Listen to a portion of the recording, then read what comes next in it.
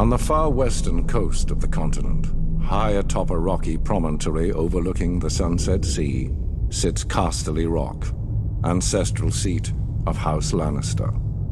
Below it lies Lannisport, one of the great cities of Westeros, a center for trade, culture, and the great Lannister fleet.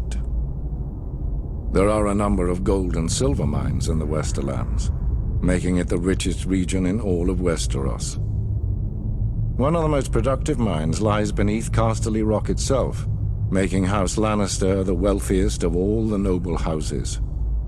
This allows House Lannister to finance many endeavors of other noble houses. Even the king himself has sought credit from Casterly Rock from time to time.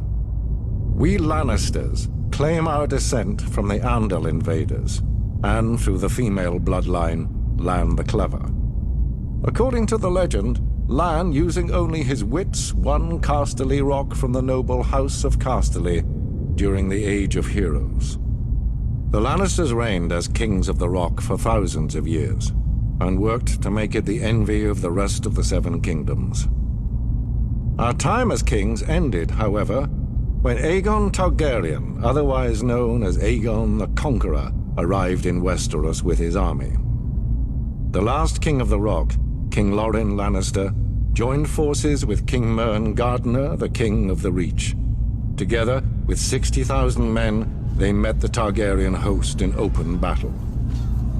History tells us that Aegon unleashed all 3 of his dragons, slaughtering 4,000 men at what came to be known as the Field of Fire. King Mern himself was burned alive that day, and House Gardener turned to ash with him. Seeing both the threat and opportunity the Targaryens represented, Lorin wisely surrendered and aided Aegon in his further conquest of Westeros.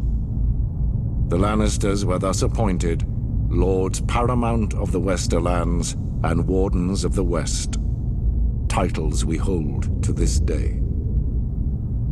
Let us be clear, though.